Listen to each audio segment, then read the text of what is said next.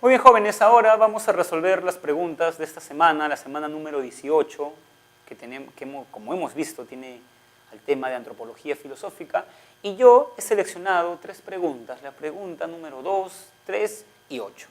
Vamos a empezar por la pregunta número 2, que dice lo siguiente.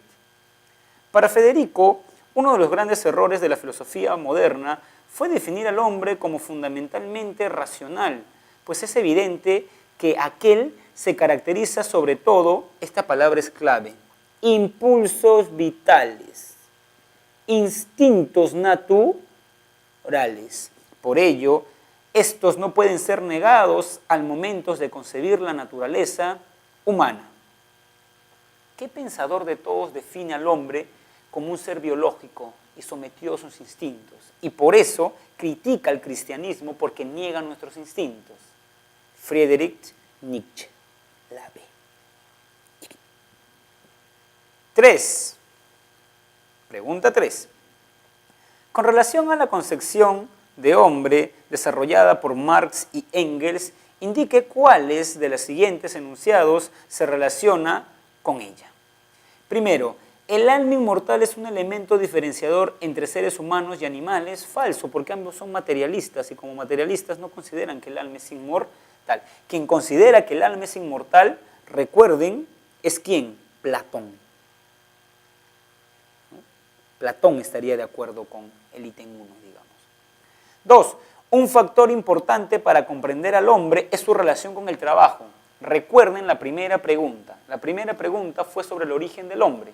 Teníamos 2 respuestas. El hombre ha sido creado por Dios, creacionismo. El hombre ha surgido por evolución, evolucionismo.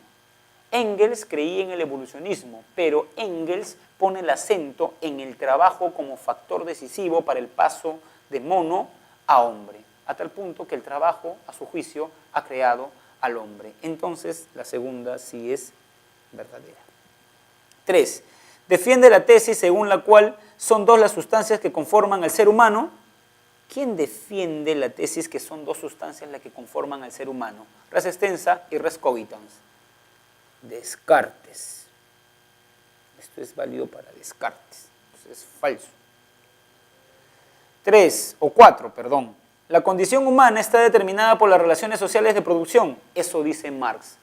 La conciencia social depende de las relaciones sociales de producción. Los hombres piensan de acuerdo a cómo producen. Verdadero. Entonces, si es 2 y 4, la clave es la E.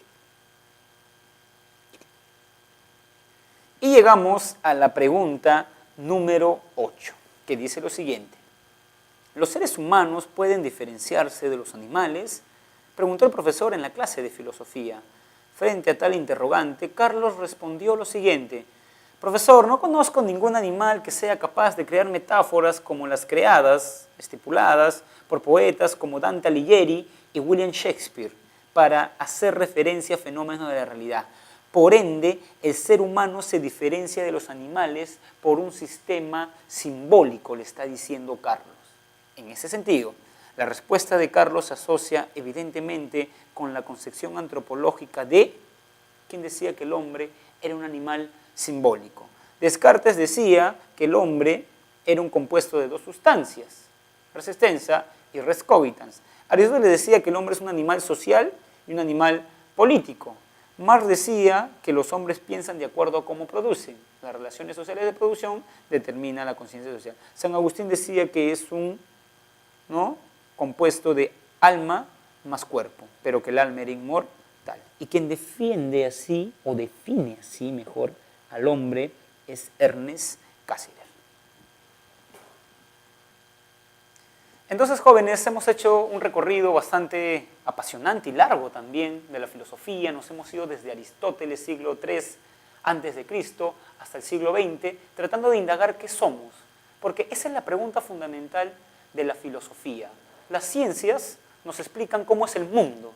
La filosofía nos explica qué somos nosotros. Conócete a ti mismo, decía Sócrates. ¿Qué es el hombre? Y cómo el hombre se diferencia de los animales.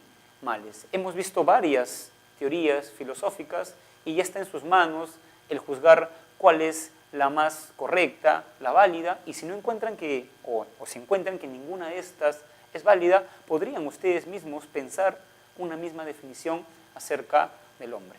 Nos vemos.